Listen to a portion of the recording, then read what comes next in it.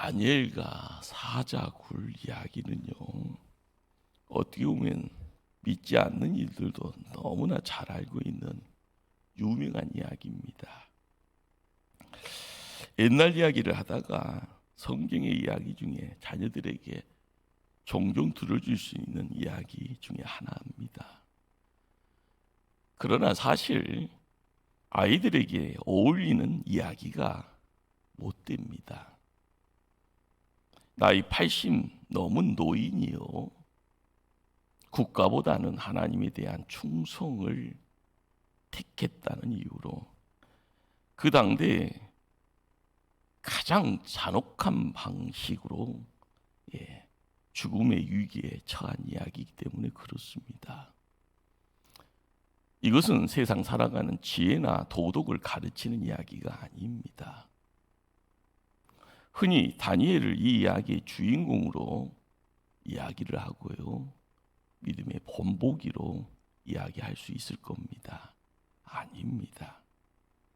나도 다니엘처럼 될 수 있어, 이렇게 입술의 고백에 그런 내용으로 접근해서는 안 됩니다. 여기서 주인공은요, 하나님입니다.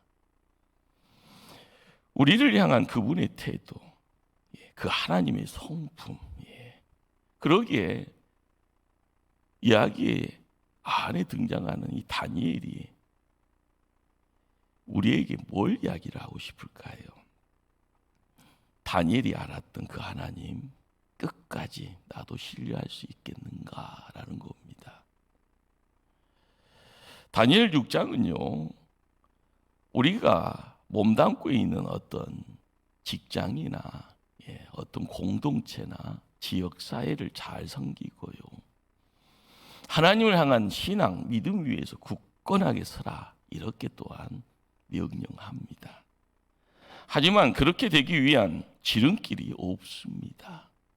단지 정한 길, 바른 길이 뭔가 그걸 알고요, 초지일관 한 길 걸었으면 그냥 안밥 먹고 쭉 갈 수밖에 없습니다.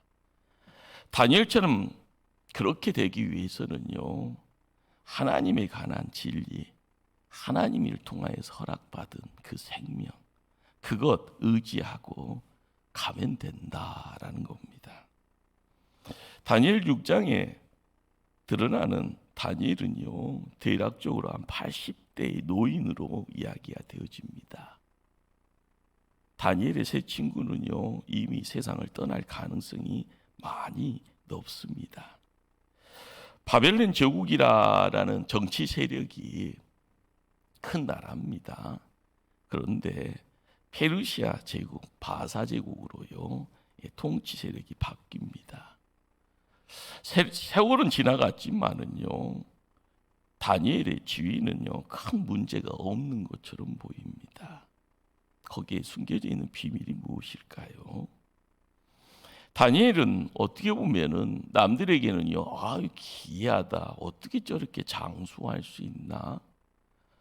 세상의 지위에 간직에 올라와서도요, 이렇게 변치 않도록 그 자리 지킬 수 있을까? 우리는 이 말씀을 통하여서 접하는 내용은 뭘까요? 에레미야 선지자가 허락한 하나님을 통해서 우리에게 말씀으로 이야기되어졌던 그 말씀 붙잡고 다니엘이 철저히 순종했을 것으로 보입니다. 너희는 내가 사로잡혀 가게 한 그 성읍의 평안을 구하고 그를 위하여 여호와께 기도하라. 그렇죠? 포로된 먼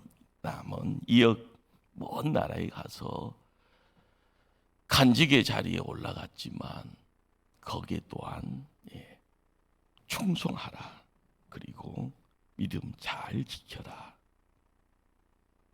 다니엘은요, 요즘식으로 이야기하면 공익을 추구합니다. 최대한 국가에 협력하고요, 국가 번영과 번영에 있어서 시간과 재능, 달란트를 쏟아붓습니다. 우리도 그렇게 해야 될 줄 압니다. 유진 피터슨이라는 이 목사님이요, 제자의 삶이라는 것을 규정을 합니다. 같은 방향으로만 쭉 오래 드려지는 순종이다라는 그런 정의를 합니다. 다니엘은 이런 삶 완벽하게요 그 모습을 드러내 보이는 인물입니다. 젊은 시절 그는요 왕의 식단에 선을 긋고 그 선을 넘기를 거부했습니다. 그것이 믿음 지키는 것이다. 포로 생활하고 있지만 이 나라에 끌려와 있지만 나 지키기 위해서는 구약의 내 입법을 지키겠다. 그 선 넘지 않았습니다. 이제는 인생의 종착역 앞에 두고요 그에게 찾아온 큰 시험은요 뭘 이야기를 합니까? 여기서 우리는요 1장의 다니엘의 그 결단이 6장에서의 80대의 노인으로서의 결단과 하나로 연결되어 있다라는 사실을 놓지 말아야 합니다. 지금은 형편없지만 80대 되어지면 좋아질 것이라 막연히 생각, 그런 기대 큰 오산입니다. 지금 내가 무슨 일을 하는 데 있어서도요 성심을 당하지 않는데 나중에 달라질 것이라 이건 착각입니다. 안 됩니다. 80대에 다니엘 하나님 잘 섬겼죠. 그것은요 10대 때부터 하나님 붙잡고 살아온 인생, 그 인생에 하나님이 다니엘을 지켜주셨기에 이루어지는 아름다운 모습입니다. 국가에 충성 다합니다. 그런데 다니엘이 다니엘 되어지는 그 자리에요 주변 사람들이 아무리요 흠을 잡으려고 해도 흠을 잡을 수가 없습니다. 털면 먼지 나타나야 되는데 먼지 없는 겁니다. 절대 부패에 빠지지 않는 노인이었습니다. 우리도 하나님이 종으로서 같은 삶으로의 부름을 받았습니다. 예수님 제자라는 것이요 교회만 잘 나오면 된다 아닌 겁니다. 내가 있는 자리 내가 나를 통해서 뭔가를 드러내기를 원하는, 믿는 자나 믿지 않는 자나 함께 어울려지는 그러한 삶의 자리에서 하나님 백성이 무엇을 이야기하고 예수님 제자가 어떤 모습, 어떤 언행을 해야 될 건가 우리는 깨달아야 될 줄 압니다.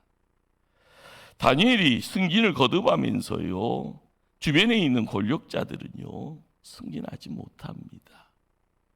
시기 질투라는 것이 별거 있겠습니까? 누군가가 내 발 밑에 있어야 내가 올라가는 겁니다. 그러니 항상 정적 제거라는 정치의 어떤 무서운 단면들이요 항상 다니엘 주변에는요 지뢰밭처럼요 모습을 감추고 있습니다. 그러나 그 지뢰밭을 피해가는 다니엘이 대단한 거죠. 이제 나이 80에 나이대에 들어와 있는 다니엘에게 또 다른 위기가 어떤 위기입니까? 하나님의 법, 제국의 법 중에요 하나를 선택하라는 쪽으로 모습을 드러냅니다.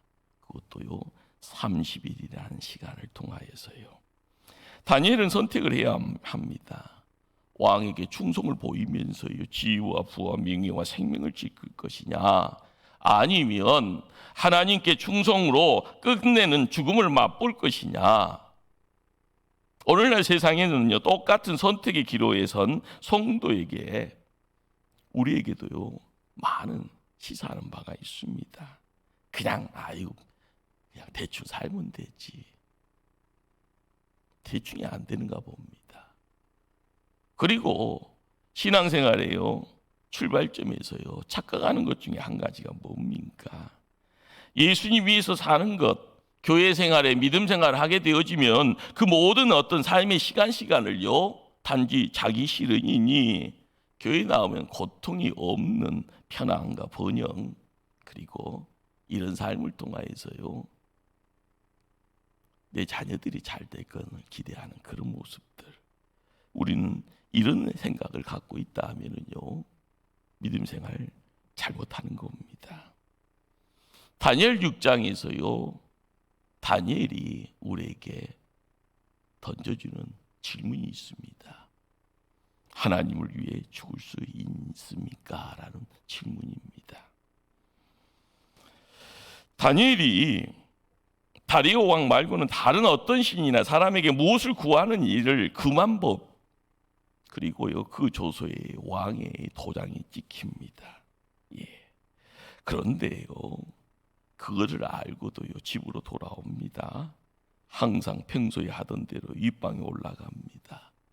예루살렘을 향한 창문을 열립니다. 그리고 평소 하던 대로 하루 3번씩 무릎 꿇고 기도합니다.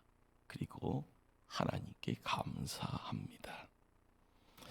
우리는 오늘 읽었던 다니엘 6장 10절 이 말씀, 다니엘이 단순히 하나님께 기도할 권리 주장하는 것으로만 보아서는 안 될 겁니다.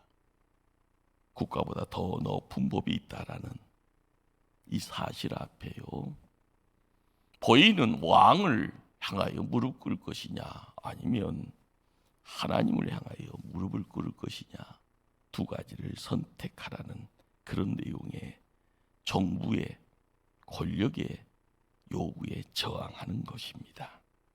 나아가서는요 하나님을 향한 충성이 이 땅의 왕을 향한 충성 위에 있다라는 사실을요 행동으로 증명해 보이는 겁니다.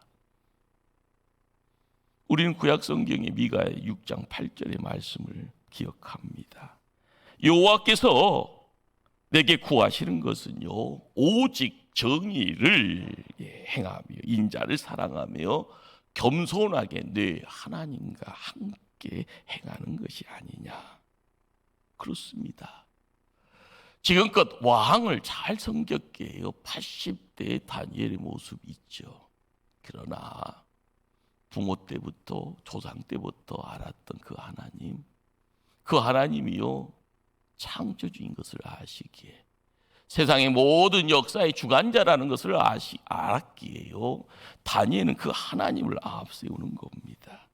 그러기에 그 하나님 잘 섬겨가는 것, 그리고 이 시험의 장에는요 믿음대로 행합니다. 사람인지라 타협하고 싶은 유혹 왜 없겠습니까? 겨우 30일인데 잠시 30일 기도 안 하는 거 뭐 큰 문제 있겠나? 아무도 모르게 장소와 시간을 한번 바꿔볼까나? 창문도 닫고 은밀하게 한번 해볼까나? 내 안에 또 다른 내가요 크게 아우성 칠 수 있을 겁니다. 그러나 다니엘은 달랐던 겁니다. 지금까지 해왔던 방식 조금도 바꾸지 않네요. 전에 하던 대로 성경은요 짧은 구절 하나를 통하여 강한 임팩트를 우리에게 줍니다. 놀랍기만 하지요. 다니엘의 기도 생활은요 기분 따라서 오락가락 했다 하면은 주변에 이 못된 음모자들이 이런 작전 가지고요 다니엘을 올가맬 수 없었을 겁니다. 인생의 위기입니다. 인생의 큰 파고의 위기를요 접하고 있는 겁니다. 재미있는 것은요 위기가 오문을 통하여서요 본인의 진실이 드러난다라는 겁니다. 위기는 우리에게 관한 없던 것들을 만들어내지 않습니다. 위기니 환란이니 하는요 쓰나미 같은 큰 파도가 우리를 접쳐올 때요 우리는 내가 갖고 있는 것, 그리고 내 속에 있는 마음의 담 뒤에 숨겨져 있는 실체가 무엇인가 다 드러나게 됩니다. 자기 폭로죠. 살기 위해서 몸부림치는 가운데 내가 품고 있는 진짜 배기가 뭔가라는 것을요 나도 모르게 낱낱이 남들에게 다 폭로하게 됩니다. 다니엘은 적들을 실망시키지 않았습니다. 염탐하러 찾아왔던 그들 역시나 했다라는 거죠. 평소 하던 대로 기도하고 있는 다니엘을 봅니다. 그리고 그 기도하는 그 자리에 물증이다라는 것 그들이요 다수의 사람들과 함께 그것을 보게 됩니다. 명백한 증거 찾기 위한 행위입니다. 다니엘이 바로 그 자리에 무슨 선택을 한 겁니까? 죽음을 각오하고 하나님께 충성하기로 선택한 겁니다. 적들은 득달같이 다리오 왕위를 찾아갑니다. 왕과 왕의 도장이 찍힌 금령을 존중하지 않는 자가 하루에 3번씩 기도하나이다. 다니엘이 하나님께만 헌신하고 인간이 만든 칙령을 거들떠보지 않았다고요? 고에 바친 거죠. 다니엘이요, 제국의 의무에 충실하면서 하나님 나라에 충성을 다했다는 것, 의심할 수 없는 사실이건만 그들은요, 하나를 부각시킵니다. 다니엘을 죽이기 위해서는요, 2가지가 팩트이건만 하나만 강조합니다. 그러다 보니 제국의 스파이 행위가 바로 다니엘이 예루살렘을 향하여 3번 무릎 꿇고 기도하는 그 감사하는 행위가 제국의 반역자가 되어지는 내용이 되어지죠. 결국 다리오 왕은 칙령을 철회할 수 없다라는 음모자의 말이에요. 이제는요, 선택의 여지가 없습니다. 다니엘을 끌어다가 사자굴에 던져라 명령합니다. 이것은 하나님 나라를 괴멸시키려는 어둠의 왕국의 손의 승리인 것처럼 보입니다. 다니엘이 사자굴에 죽지 않는다라는 것 모르는 아이들도 없을 정도로 명백한 사실, 그것을요 모릅니다. 밤새 잠을 이루지 못한 다리오 왕이요, 이튿날 아침 굴을 사자굴로 달려가 소리칩니다. 다니엘아, 내가 항상 섬기는 내 하나님이 사자들에게서 능히 너를 구원하였느냐? 크게 외치며요, 그 굴 안에서 사람의 응답이 들려옵니다. 왕이요, 하나님이 천사를 보내서 사자들의 입을 봉해버렸습니다. 내 생명에 아무런 해가 없습니다. 이는 내가 하나님께 불순종하지도 않았다라는 증거요, 왕에게도 아무런 해를 끼치지 않았다는 증거가 됩니다. 다니엘에게 무덤이 될 수밖에 없었던 곳에서요, 살아서 걸어 나옵니다.